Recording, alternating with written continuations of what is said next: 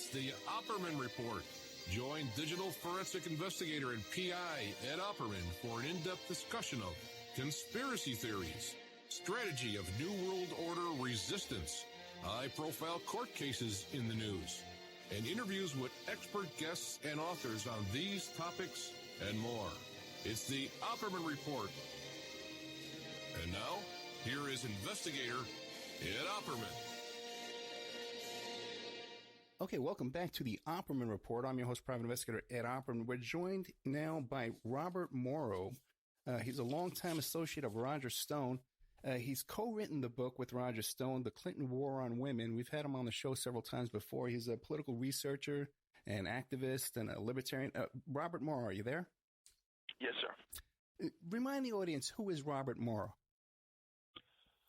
Oh, well, I am a political researcher and author here in Austin, Texas. I co-wrote the book, The Clinton's War on Women, with Roger Stone. I also helped Roger Stone with his book, The Man Who Killed Kennedy, The Case Against LBJ. I've known Roger Stone since 2013. We haven't been that close the past couple of years because I'm not a Trump supporter. I really detest Donald Trump, think he's kind of crazy and criminal. But I know a lot about Roger Stone. I've had many dealings with him, and I'm here to tell you about it. Okay, well, let's get into that first. What happened? Because your politics are similar to Trump's in some ways, I'm sure. Are you in favor of the wall and that kind of stuff? I don't really care too much about that. You know, I'm for cutting taxes and cutting the size of government, and I really don't care too much about that wall. I really don't like a lot of illegal immigration, but I am a libertarian, you know, and kind of think people should be able to go where they want to. But if we could go everywhere else in the world, that'd be one thing, but we can't. So I am for border wall enforcement, border control enforcement. It just depends on what level, on what degree. Okay, now the first time I had you on my show, I invited you on to talk about Jeffrey Epstein. It was about 5 years ago. And back then, nobody even knew who the guy was. As a matter of fact, you're the only guest I could find that even had spoken about him or did any research or knew about Jeffrey Epstein 5 years ago. Now, and at the time, I started bringing up the connections between Trump and Epstein, and you says, no. I don't believe Trump likes little girls. He likes women with large breasts, just like I do. What's happened since then to change your opinion? You know what? Apparently, Donald Trump does like to have sex with young teenage girls. And when I was talking to you, it was probably late 2015 when I wrote my book, Clinton's War on Women, or maybe even early 2016. Jeffrey Epstein had not been sued in court yet by Jane Doe, also known as Katie Johnson. Right. And at that time, you know, I was going off of what Roger Stone told me. We have a chapter. See, what it is, Roger Stone wanted to use Jeffrey Epstein against Bill Clinton because Bill Clinton flew 25 times on Jeffrey Epstein's airplane, and there were all these underage girls hanging out and so forth. So I don't know if Bill Clinton was being pandered underage girls by Jeffrey Epstein. I feel sure there were some girls who were maybe, I'm going to guess, above age there to have sex with Bill Clinton. We don't really know if Bill Clinton was being pandered underage girls. We do. We know for sure Bill Clinton would know that Jeffrey Epstein was a pedophile who liked to have sex with underage girls. There's no question about that. Anybody that close to Epstein was that case. But in answer to your question, I was working with Roger Stone on the Clinton's War on Women and using all the Epstein stuff against Bill Clinton. And Stone is a shill for Trump. And I said, Roger, you know, Donald Trump's name has been circled by the butler, house manager for Jeffrey Epstein as one of the pedophiles. See, Alfredo Rodriguez had said when Epstein got arrested, he took Epstein's book of contacts and he went through and he circled every single person that he thought was a pedophile or was aware of the pedophilia of Jeffrey Epstein. And Donald Trump's name was circled. Okay? And so was Alan Dershowitz's. And so was Ehud Barak's name circled. And so Stone says, well, I'll talk to Trump about this. And he talked to Trump, and Trump said to him, he says, well, you know, I went to Jeffrey Epstein's house in Palm Beach one time, and I saw a bunch of young girls hanging around the swimming pool. And I thought, wow, nice. Jeffrey Epstein, he's letting all the neighborhood kids swim in the swimming pool. Really nice of him and everything. That's just a big fat lie. We put that in our book, because I had no context on who Donald Trump was, that he was, a pedophile and pathological liar and a business criminal for 40 years. I just thought he was a braggadocious, blustering, at times jackass. But I know better now. The evidence is Trump was into the pedophilia with Jeffrey Epstein. And it's Stone who comes up with this story and says, well, as soon as Trump found out about Epstein, he no longer allowed her to go to Mar-a-Lago and be a member of the club. Did Stone say something like that to you? I don't remember. Okay. But Roger Stone did tell me this. He says, the first time that I met Jeffrey Epstein, it was on Donald Trump's airplane. Donald Trump had a plane that acted as a shuttle between New York City and Miami. And they would just fly back and forth, up and down the East Coast. A lot of people make that shuttle route. And so if you were friends with Donald Trump, you could hop on his airplane like you're catching a cab from New York to Miami. You wouldn't have to pay a commercial air flight ticket. And on that plane with Roger Stone was Jeffrey Epstein. That was the first time he met Jeffrey Epstein, or at least, saw Jeffrey Epstein in person. That's what Roger Stone told me. Okay.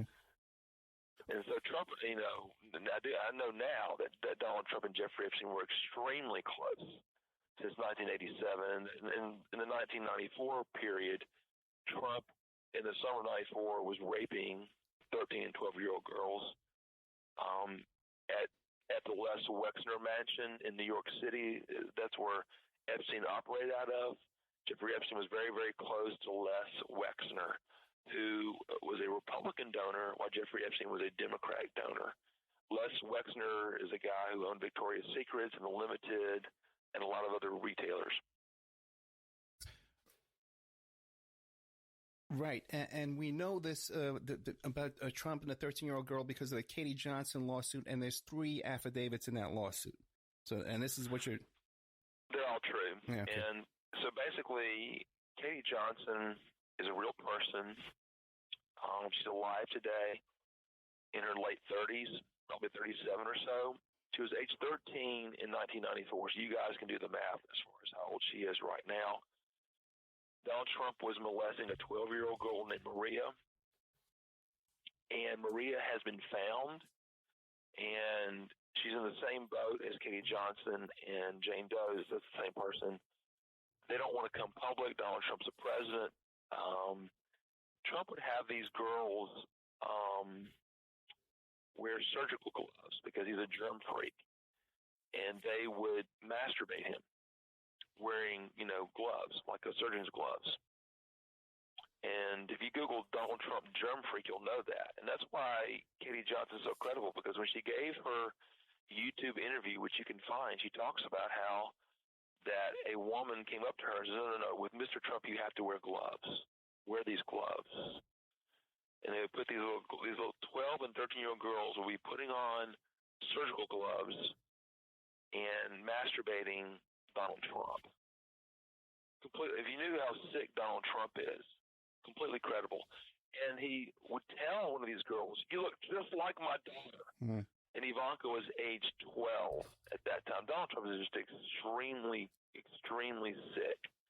Very off the deep end type sick. I don't know if he was molesting Ivanka, but he probably has fantasies of having sex with her. And even when she was a preteen, he was probably thinking about having sex with her and then really having sex.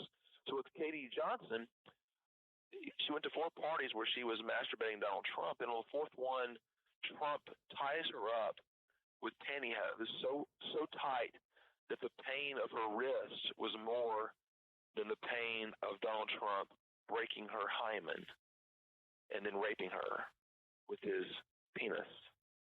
She said that. The pain of her wrist it hurt more in her wrist. He tied her up so tightly to the bed that, and then he raped her. And then, she says, what if I get pregnant? All this. And then he threw money at her. he threw a couple $100 bills at her. And, well, we can get an abortion. And he said that if you tell anybody, I've got friends.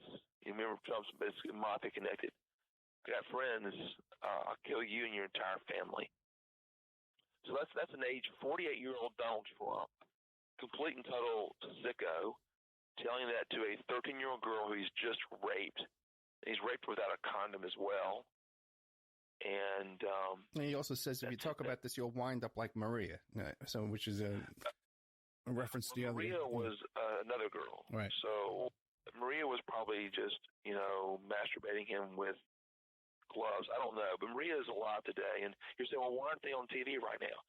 They don't want to. They're afraid of being killed. They're afraid of death threats by 10,000 Trumpkins. Okay, they're just going to wait this out. So one day when Donald Trump has passed away, one day when he's no longer president, they'll be on national TV.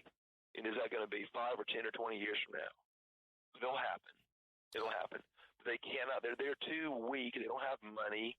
They don't have a team of lawyers. They don't have a PR team. Katie Johnson has a real job. She has a working job. She does.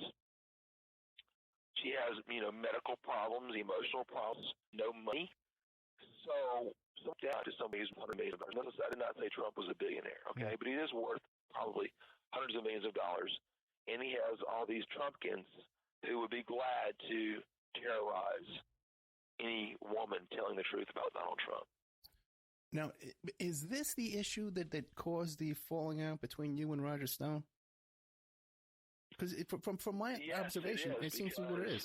When I finally, around June 21st of 2016, that's about almost 2.5 years ago, that's when Katie Johnson or Jane Doe sued Donald Trump in a New York court and she gave a deposition, and our friend Tiffany Doe gave a deposition or an affirmation, a witness statement about Donald Trump raping underage girls. And it was very, very credible. And their lawyer was Thomas Morrow of New Jersey. Later, Lisa Bloom of Los Angeles was her lawyer for a while. Cheney Mason, too. What? Cheney Mason, the top mom from Florida. He was on the case, too. Yeah, I didn't know that. Right. But the answer is all these lawyers thought she was very, very credible. And so the reason she's not on TV is because Lisa Bloom wanted her to give a press conference a week before the 2016 general election that would have blown Donald Trump out of the water. But Katie Johnson, that's not a real name, she was terrified. This whole process, she wanted to remain anonymous. Okay, she wanted to tell people about Donald Trump. She wanted to sue him. She wanted to let everybody know that a 48-year-old man had violently raped her and threatened to kill her and her whole family. But she was unwilling to go on TV. And Lisa Bloom had all these TV cameras and all these reporters all in one room and was ready to throw her to the wolves. And she did not want to do that. She said, no, this is not what I signed up for. I'm not doing the press conference. I'm dropping the lawsuit. You're no longer my lawyer. I'm stopping right now. Which is pretty sad, because if she would have given that press conference, it would have nuked Donald Trump. He wouldn't have won those swing states. And, of course, we'd have the Clinton crime family in the presidency. But sometimes you're just screwed every which way in politics, my friends. And, you took I was driving home that week, and I heard Sean Hannity on his radio show say, we dodged a bullet this week. And the guest said, what do you mean? And he said, Epstein. So, Sean Hannity. You heard that? Yes, I did, man. Okay. Well, the answer is it's true. Yeah. And then if you go online to like the Daily Mail, they had an article on this. The Daily Mail was being sued by Trump and for, supposedly slandering Melania, who, in my opinion, really was a prostitute in New York City in the 1990s when she was a model. And part of the deal was you're going to write a hit piece on Katie Johnson. So the reporter believed her. And the reporter had to change the copy, and they changed the headlines saying this girl, recants, or she didn't recant. She recants her story about Donald Trump. So my point is that was disinformation that came out literally the day before the election. the day before the election. I know because I was campaigning against Trump on election day. I had somebody in a car drive by me and say, I had this big sign saying Trump is a child rapist. He says, no, she took it all back. It's on the internet. Yeah, I know. You know? And I'm like, really? You know, she took it all back. It's on the internet. Well, they'll also say, too, the judge threw it out. People will say, well, the judge threw that out. The judge threw that out. You know, No. I know. The judge did not throw it out. I know. When she filed her first lawsuit with the help of a little piddling paralegal in California, and they didn't file it correctly, and that got thrown out in April of 2016. Then she found a real lawyer, Thomas Morrow, New Jersey. Well, Thomas Morrow is a patents attorney. He's not this kind of attorney either, but he did bring in. He's a damn good patent attorney. No, he's a good lawyer. But he's he brought a quality lawyer. Yeah, he's an A+ lawyer. He's a blue chip lawyer. But he brought in an expert though, whose name doesn't appear on any paperwork. Who was I got his name here, but what he called who is a specialist in sexual harassment law and this type of law, who's a big shot in that area. So behind the scenes, though, yeah. And they all believe it. Tom Morrow is a quality lawyer. You know, he doesn't specialize in this. He's a quality lawyer, and he totally believed her. And another reason Katie Johnson dropped her lawsuit was because her friend Tiffany Doe quit cooperating. Tiffany Doe was actually a witness to Donald Trump molesting these age 12 and 13-year-old girls. A witness in the room at the same time. Most rapes don't have witnesses in the room looking at it and facilitating it. That's the problem.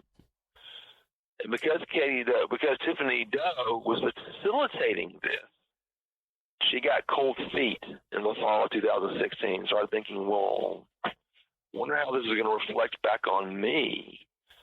So Tiffany Doe was the one who Jeffrey Epstein would use to recruit these young girls. Because, you know, they would go to these railway stations, bus stations, look for runaways, girls who want to be models, and they say, oh, you're really cute. I know some rich guys. You know, come to a party. We'll pay you some money, and maybe you can become a model. They don't tell them you're going to get raped by Jeffrey Epstein and Donald Trump and Team Pervert. They sucker these little girls into these parties, and then they pull a hard move on them. You know, and Tiffany Doe was the one in charge of recruiting the underage girls. She has massive personal liability herself. What people don't know is that she remained friends with Katie Johnson for decades. Okay? And they knew each other for decades. It wasn't like, you know, they lost track after the early 90s. They stayed in touch. And so anyhow, that was another big reason in Tiffany Doe dropping her lawsuit because, Jane Doe dropping her lawsuit because Tiffany Doe, the witness, the recruiter, got cold feet. Well, let's swing this around, though. But this is the issue. This is the driving issue that drove a wedge between you and Roger Stone. Or was there something else? Well, because at that point, I said, Donald Trump is a child rapist. It's over. Period. In the story. It doesn't matter if Trump would agree with me on 100% of the issues.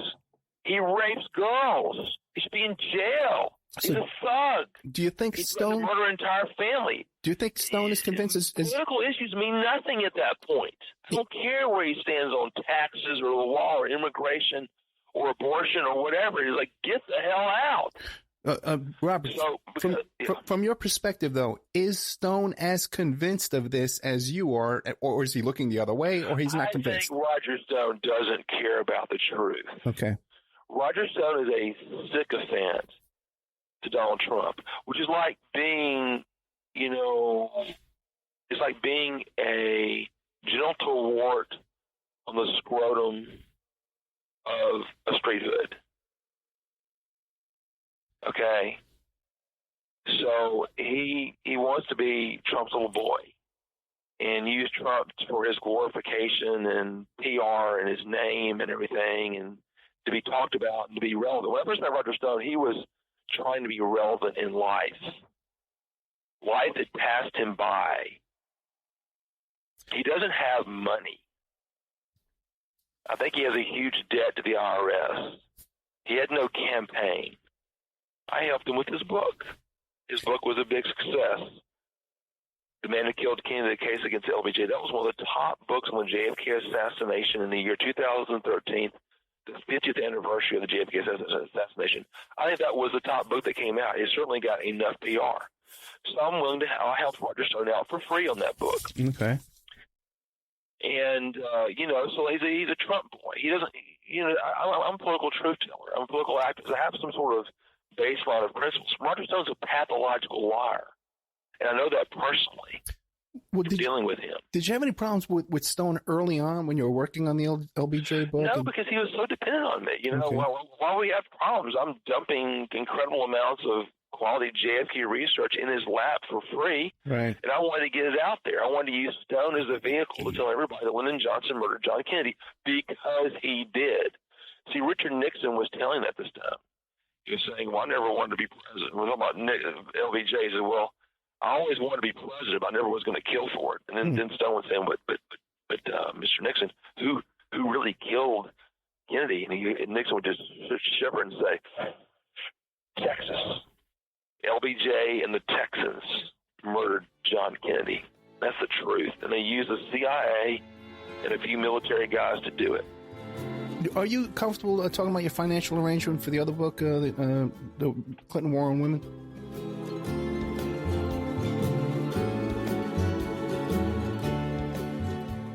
And now a word from our sponsors.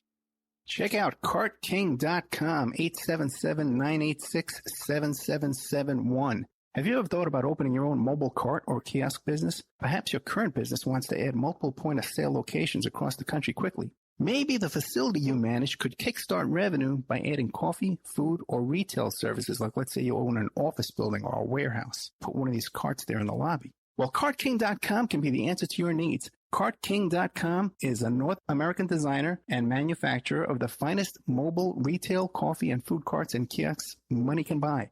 From large, heated, and secure outdoor retail or food kiosks to smaller, more mobile coffee kiosks or coffee stations, coffee carts, CartKing.com designs and builds them all. Carts and kiosks are fun, and so are the dozens of designs on the website, CartKing.com. Please visit today at CartKing.com or just call them at 877-986-7771. Tell them Ed Opperman sent you and you get a good deal. The Opperman Report is brought to you by SubhashTechnosis.com. Subash Technosis is a search engine optimization and website design company. They're located in India, so you know you're going to save a lot of money and get top quality service. They offer all sorts of business process outsourcing, data entry, banking BPO services, recruitment process outsourcing, software testing, offshoring, research network, customer care, press release, content writing and distribution, and much, much more. Now, you can get a hold of Subhash Technosis by email at info@subhashtechnosis.com. Their website is www.subhashtechnosis.com, and their Skype is ANUSHASUBASH. Remember, all these shows are brought to you by emailrevealer.com.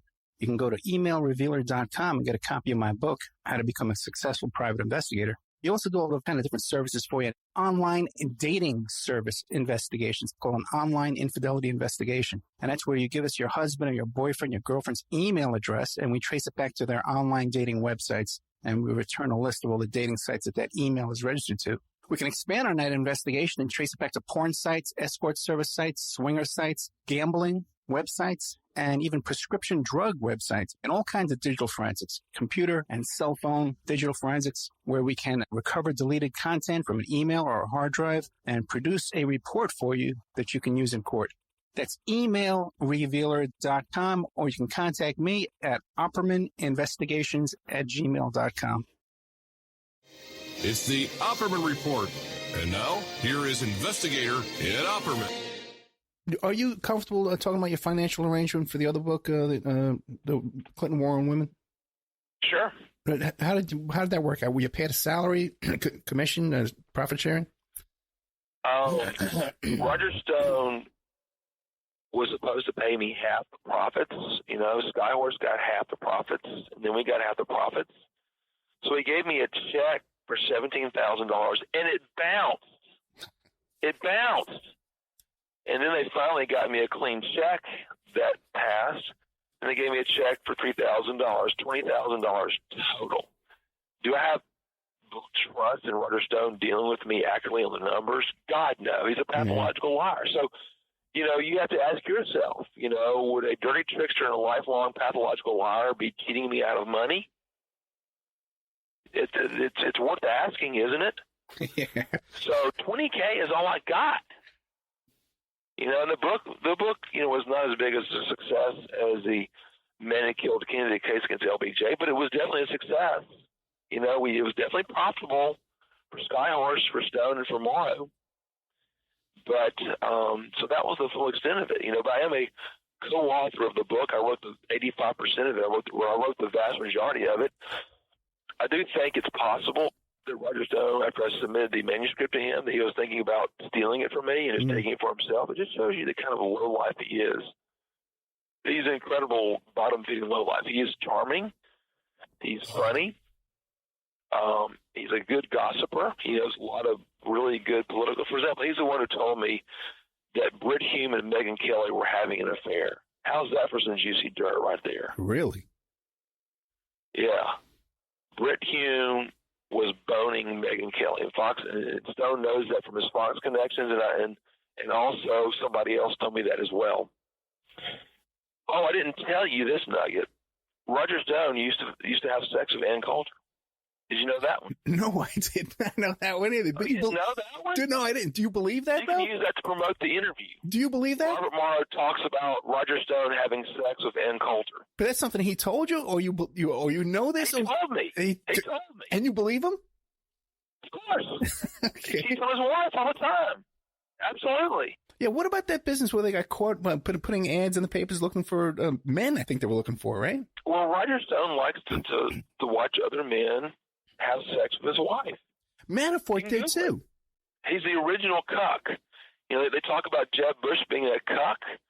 Roger Stone's the original cuck. He likes to watch other men have sex with his wife. Who I think she's a very nice wife, and Nadia is her name, and very pretty Cuban lady with some big boobies, who's aged very well.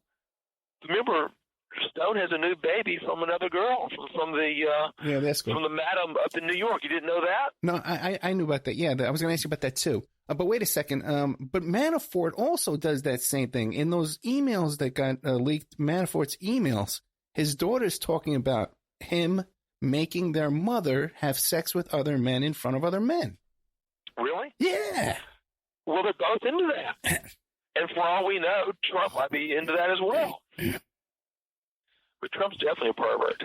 And so Stone would always like to talk about the deviant elite. He is like a card-carrying member of the deviant elite. Okay, I was seeing a picture of him with Roger Stone and Kristen Davis, the former madam for New York. Right. You know, okay, her baby is his. Hello? Yeah, that's who his baby is. That's the Elliot Spitzer case. So his wife is in his mid-60s, and he's having a baby with the New York madam. Okay, this is not hard. So you asked me, was he having sex with Ann Coulter? Yeah. He said he met her several times at a hotel near his home in Fort Lauderdale. I forget the name of the hotel. Maybe if there was a Marriott there, it may have been the Marriott or something. And that Ann wanted to continue the relationship, but he quit seeing her. He said she was skinny. He likes them girls with them big old boobies. Let me ask you a question. It just came out recently that one of the Apprentice, a guy who worked at The Apprentice, said that Donald Trump was crushing Adderall and snorting Adderall. Now, I just heard, too, that in Roger Stone's bail conditions, he has to go in for a drug test.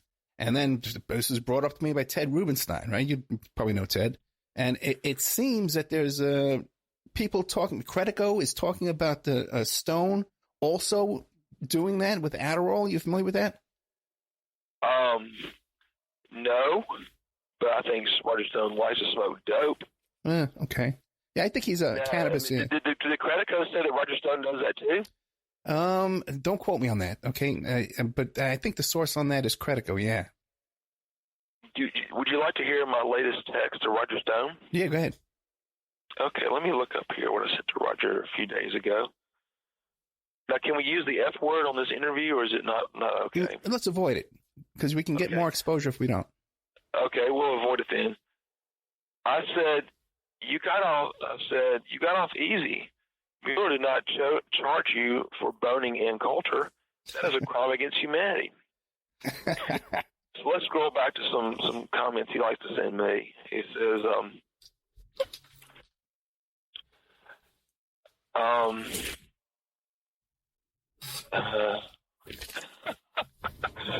oh God, here we go. You want to hear what I would say to him? Okay. I said, why do you shill for a million unstable trader in our country? You ought to be ashamed of yourself. This is from July 18th. He says, you suck Bill Clinton's blank. Go blank yourself. Trust fund ass wipe. Then I said, you remind me of a homosexual cuck, submissive, crawling on the floor with a dog collar around his neck. And Trump is who you put your money on? And he responds, typical Roger Stone, you're a weak, pathetic piece of blank who's never worked a day in his life.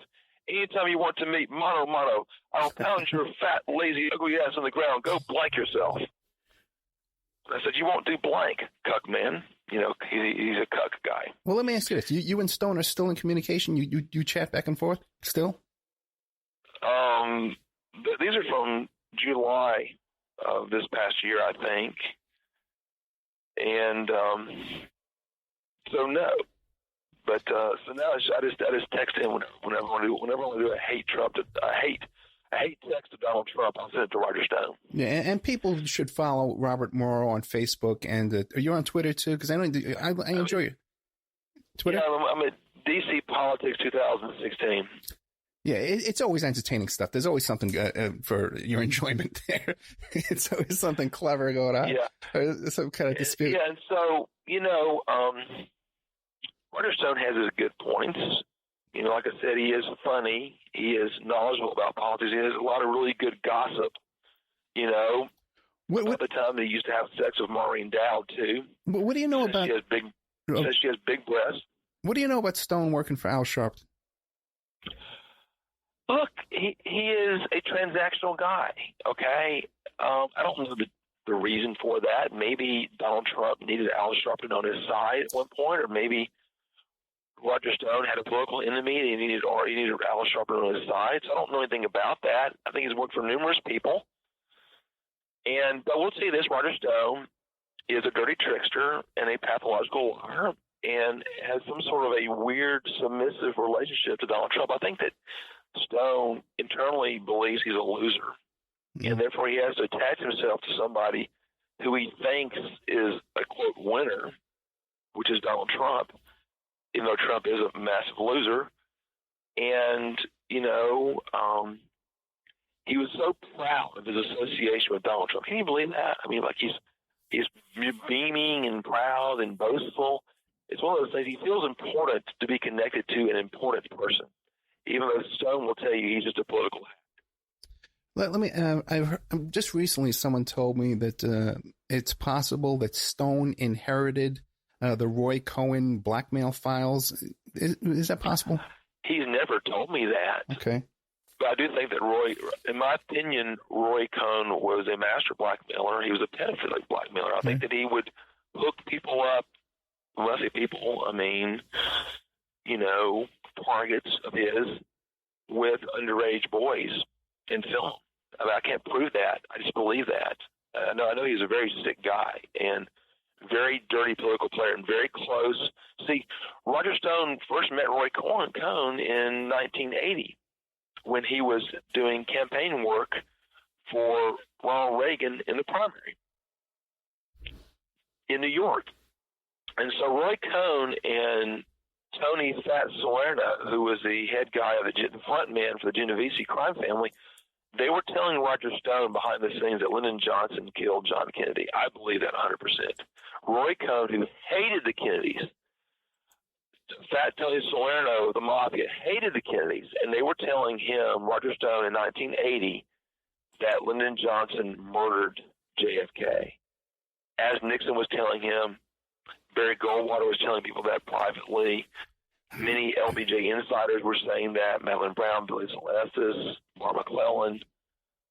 So Stone has come across some truth.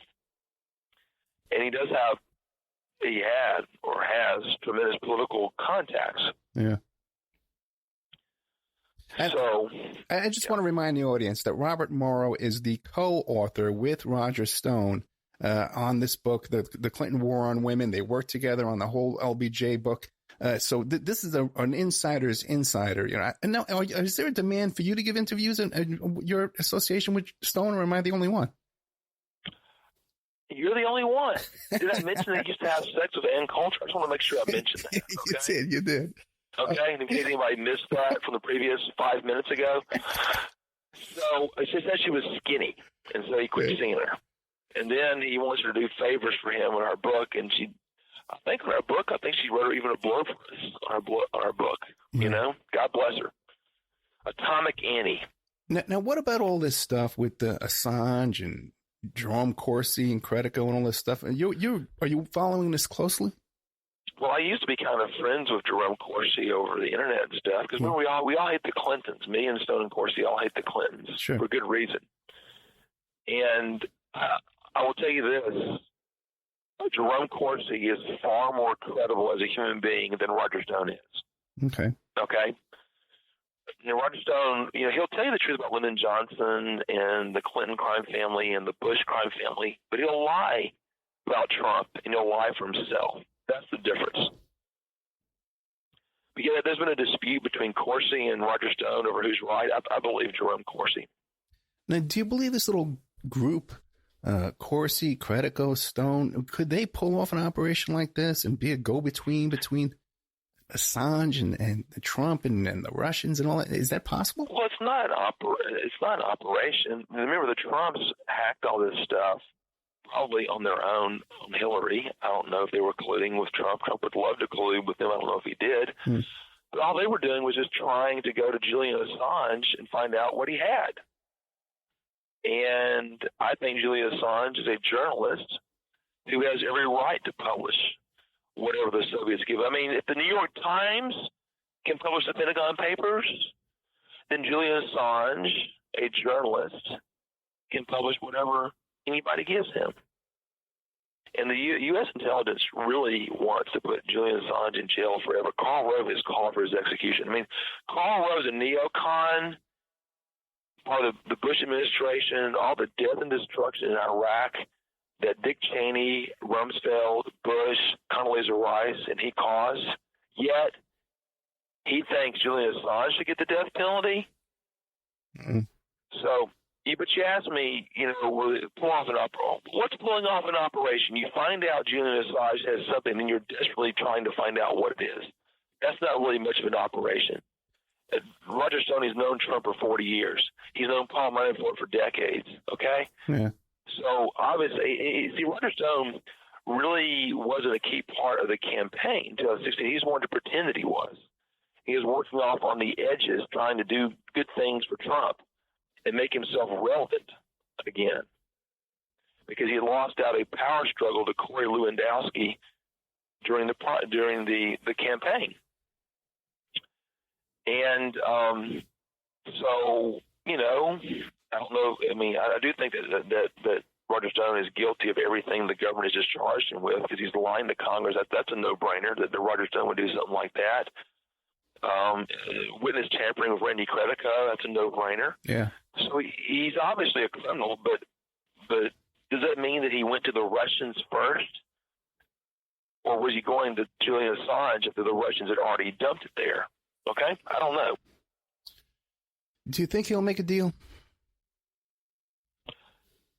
No. Because whatever he's being tried for will take at least a year. Right. To go through a trial and get a conviction.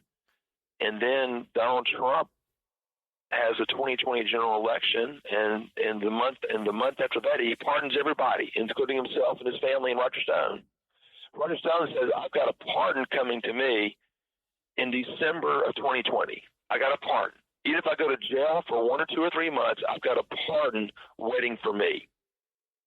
Why should he make a deal? Then he can spend the rest of his life on the Trump got screwed tour, you know? After Trump loses in 2020, they can all say, "Oh, the deep state kicked us out," or whatever, you know? Oliver North got his pardon. Yeah. Why can't Roger Stone get his pardon? Yeah, and then Stone would go down in the history books. He'd be connected to this 100 years from now. He would. That's why he was euphoric when he got arrested. Have you ever seen a happier man your entire life? Yeah. When the FBI SWAT team of 30 people come in and arrest you, he was euphoric. He's the center of attention. He wants to be Jesus Christ being crucified in the middle. He doesn't mind being crucified. As long as he's the center of attention, it's all cool. But he wouldn't be so happy if he didn't have what he thought was a pardon in his hip pocket by Donald Trump, who was practically tweeting out, "I'm going to pardon you. Yeah. I'm going to pardon you. I'm going to pardon you. Hi, Roger. I'm going to pardon you. Witch hunt. I'm going to pardon you." I mean, I'm subliminally saying Trump was subliminally saying that. So why should we be worried? He's not going to be thrown in. Roger's not going to be thrown in jail next week. A trial takes at least a year, right? So, if he has jail time, it won't extend past 2020. I don't think. That's why he's not worried. During the press conference there, when everybody was chanting and yelling in the background, CNN asks him, "Do you want Trump to give you a pardon?" And Stone couldn't hear him, and he said, "Pardon me." And then he had something funny to say the next thing after that. What did he say after that? Pardon me? Yeah. Yeah. You can't make that stuff up, man. That really happened. That's why he's so cocky. He feels like he's going to get pardoned for everything. But, you better watch out because the government might have some charges that they can slap on him after Donald Trump is gone. Yeah, there has to be more charges here. And there might be things that do not expire under the statute of limitations for 5 years that they can just crucify him with. That's what you got to watch out for. So, So what other questions you have, my friend, Ed Opperman? My question is, do you think we've covered this topic fully? And is there anything else you want to give us? Anything else? What else can I tell you about Roger Stone? Something that I haven't asked you. He hates the Bushes. That goes way back because the Bushes hate him because he was campaigning for Ronald Reagan in 1980. And Stone used to have another New York mistress. He texted me a picture of her one day from the head down, but I know who she is. And she's kind of gone off the radar. She's no longer on Facebook. She used to post on his Facebook page and say, "Stud." And then his wife is seeing that. Stud. I don't think his wife liked that. How much do you think Stone actually had to do with taking down Elliot Spitzer? I don't know. I was reading an article debunking that. I didn't know that he hated Elliot Spitzer. I just don't know. Stone lies, and even when he's talking to you privately and you think you're getting the straight scoop, if he's already told that lie to 10 reporters before you, he's internalized it, and it's hard to tell if he's telling the truth. So he said that he was at a sex. Stone would tell me about. He'd be telling me about the times he'd be going to sex clubs. He's like, "Oh, Robert, I was up late last night. I was blanking at the sex club, till 3 a.m. And so he said his cover story. He said he met this hooker at a sex club in Miami, and she told him that Elliot Spitzer was one of her clients. And Stone was saying that Elliot Spitzer would wear his black socks during sex. I don't know if that's true or not. He may have just been making it up to humiliate Spitzer. And then he says that he reported to the FBI some stuff. So I just don't know. Was he in on the taking down Spitzer? He would have been if he could have been. He hates Elliot Spitzer. And his relationship with that madam was before Spitzer went down or after? I truly don't know. Okay, because that might be a clue. That's probably after. Spitzer was part of the the Emperor's Club, and he used to sit around the Emperor's Club with girls on his lap and talk real cocky, talk about, like he was a big shot.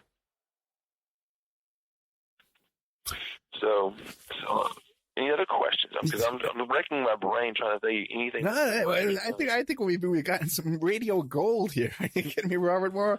But one thing is, I am going to be interviewing a friend of yours soon about this. You want to give us a little update on that, or you want to just wait? Oh, yeah. I mean, I believe you're going to be interviewing Jack Staley, whose pen name is John Clarence. He's the author of the Gold House trilogy. He has proven that Lyndon Johnson and Richard Nixon and the military were stealing billions of dollars in gold from White Sands Missile Range, which is located in southern New Mexico in the 1960s and 70s. And the amazing thing about Jack Staley is that he has the money laundering documents of the 1973 Nixon theft, and he has the pilot for LBJ who helped LBJ steal 13 plane loads of gold in the year 1969. It's an amazing, amazing story. You can find his books currently on Amazon.com right now under his pen name, John Clarence, and the book is called The Gold House. And there are 3 books. It's a trilogy of books, The Gold House by John Clarence on Amazon.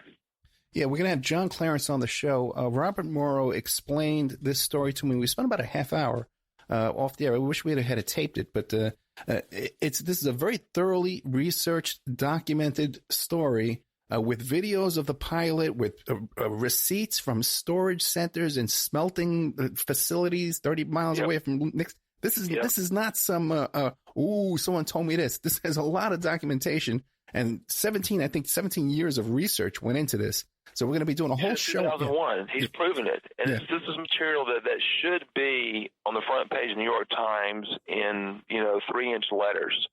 And maybe one day it will be, but you're getting it first here on the Opperman Report. That's right. They're just going to have to wait because it's going to be on the Opperman Report first. That's right. Hey, Robert Morrow, man, what do you want to leave us with? I'd say, you're always got great stuff, and people really should follow you on Twitter and Facebook. It's always entertaining. You never. I will leave you with one thing. Yeah.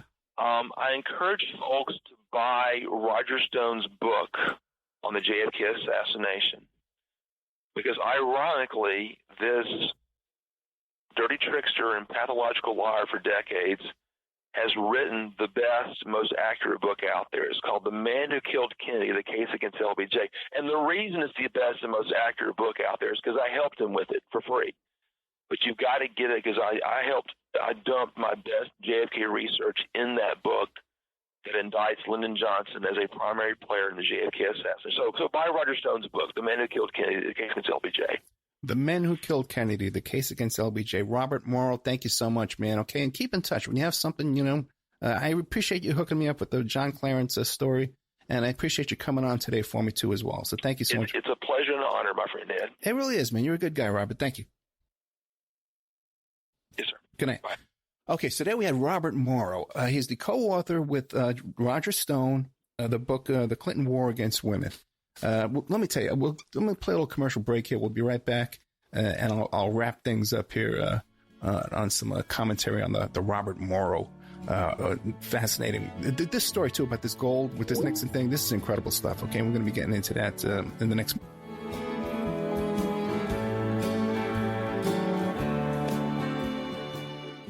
And now a word from our sponsors. The Opperman Report is brought to you by SubhashTechnosis.com. Subhash Technosis is a search engine optimization and website design company. They're located in India, so you're going to save a lot of money and get top quality service.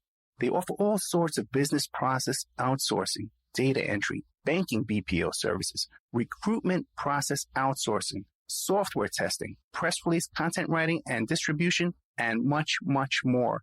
Now, you can get a hold of Subhash Technosis by email at info@subhashtechnosis.com. Their website is www.subhashtechnosis.com, and their Skype is ANUSHASUBASH. Remember, all these shows are brought to you by emailrevealer.com. You can go to emailrevealer.com and get a copy of my book, How to Become a Successful Private Investigator. You also do all the kind of different services for you. Online dating service investigations called an online infidelity investigation. And all kinds of digital forensics, computer and cell phone digital forensics, where we can recover deleted content from an email or a hard drive and produce a report for you that you can use in court. That's emailrevealer.com, or you can contact me at oppermaninvestigations@gmail.com. Check out cartking.com, 877-986-7771. Have you ever thought about opening your own mobile cart or kiosk business? Perhaps your current business wants to add multiple point-of-sale locations across the country quickly. Maybe the facility you manage could kickstart revenue by adding coffee, food, or retail services, like let's say you own an office building or a warehouse. Put one of these carts there in the lobby. Well, cartking.com can be the answer to your needs. Cartking.com is a North American designer and manufacturer of the finest mobile retail coffee and food carts and kiosks money can buy. For 20 years, CartKing.com has been working with clients and corporations across America to provide indoor and outdoor carts and kiosks for any application. From large, heated, and secure outdoor retail or food kiosks to smaller, more mobile coffee kiosks or coffee stations, coffee carts, CartKing.com designs and builds them all. Carts and kiosks are fun, and so are the dozens of designs on the website, cartking.com. Please visit today at cartking.com or just call them at 877-986-7771. Tell them Ed Opperman sent you and you get a good deal. It's the Opperman Report. And now, here is investigator Ed Opperman.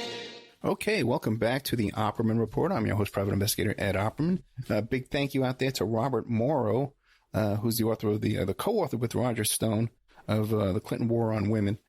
Also, too, I just want to remind the audience, okay, that back 5 years ago, when I first wanted to do a show about Jeffrey Epstein, no one knew the topic, no one knew the story. The only guest you could find to talk about it was Robert Morrow, okay? And I've been firsthand witness. At the time, he was still very friendly with Roger Stone. At the time, he was a Trump supporter, okay? And when I said to him, I says, "Hey, man, what about Trump and Epstein?" He goes, No. I don't believe so, because Trump likes adult, large-breasted women just like I do. And I just shook my head and I said, "Oh, okay." But I've watched the transition here from Robert Morrow being not convinced to utterly convinced. And I guess it seems like the majority of what's convinced him is his knowledge of the Katie Doe lawsuit. And he seems to be quite aware, more than the average guy out there, of the players involved in what went on in that case and what went on around that story. Much more educated. In fact, I have to talk to him off the air. A lot more educated than the average guy out there who tries to talk about this topic. And what I can tell you is, just like Robert Morrow, every lawyer involved in that case, every investigator, every witness, everyone's convinced of the accuracy of that case. But people will say, "Oh, I heard the judge dropped it; it got thrown out of court," or all this kind of stuff, and it's just fascinating. But there you go, Robert Morrow, thoroughly convinced, based mostly seems to be on that lawsuit and his personal knowledge of Roger Stone. First time I think we heard that Roger Stone likes to watch other men have sex with his wife. Same thing that Paul Manafort was into. And Manafort and Stones were partners in a law firm. And I think that third partner was this guy who was involved in that hyphen credit union stuff down there in the Bronx. I'd have to go back and refresh. Yeah, I'm pretty sure it was Mario Marola, I think was the third partner in that business. And they called it the torturers lobby group, because they would represent dictators and who were involved in torture all around the world. Oh, what a crew, huh? What a crew out there. So check that out. And I would have to say that the Morrow's recitation of the Katie Doe lawsuit is about 95% accurate. There's a couple little corrections I could have made in there, but it's difficult to correct Robert Morrow. You got to know this guy, okay? And there's the old expression, either you love him or you hate him. I think just about everybody hates Robert Morrow. He doesn't have the people who love him, but I love him. I don't know. I like him. Although he can be a handful is the word I guess they use. This story, though, about the Nixon and LBJ and the gold, we spent a half hour. I talked to the author the other day to book the interview. And, I was listening to his story. He's going to send me a whole bunch of documentation besides the books, autographed copies of the books he sent me. But I spoke to him. But then when I spoke to Robert Morrow, he laid out the whole story in chronological order and details with names. He gave me a bunch of names to look up. It's a very, very convincing story. And like I said, they have receipts and documents, gold smelting facilities, pilots and video of the pilot making a confession. They've got this thing pretty much wrapped up and documented. So I'm going to be taking a good look at that. That may be something that deserves a video interview with the author, who is in New Mexico. So we'd have to travel down to New Mexico and get that for you. But I think it can be done. Okay, if you like today's show, check out OppermanReport.com. You can become a member in our members section. There's plenty of content in there. The Katie Doe lawsuit documents are in there. The many Epstein affidavits and documents, search warrant video is in there. Stuff you're not going to find anywhere else, man. We have there in our members section. But there's 200 exclusive interviews, almost 400 hours of content in there. All you got to do is plunk down $6 and you get access to everything for 30 days. You'll definitely, I don't think we've ever had a member just sign up for 1 month and not come back and sign up for another month. Once you're in there, you're hooked and you're coming back. We got to stick like a message board in there in the chat room too. Keep people busy. Maybe they won't bother me so much with all their questions and stuff. So keep an eye out for that. Got some notices today from Terry Hobbs' cousin, who just wrote that book with Terry Hobbs. Terry Hobbs, one of the stepdad of one of the kids who was murdered in West Memphis 3. So that's going to be an exclusive interview for you as well, coming out before the book's even out. Yeah, we're working here full time, man. You can't deny that. You can't deny we don't produce the goods for you here. That's one thing for sure. Here at the Opperman Report. So if you like our work, become a member. You can go to OppermanReport.com. It's $6 a month, $20 for 3 months, or It's $74 for the year. But if you contact me directly at OppermanReport@gmail.com, I'll give you 13 months for $65. So you save $10 and you get a free month. So you're saving altogether $17? You can't beat that, right?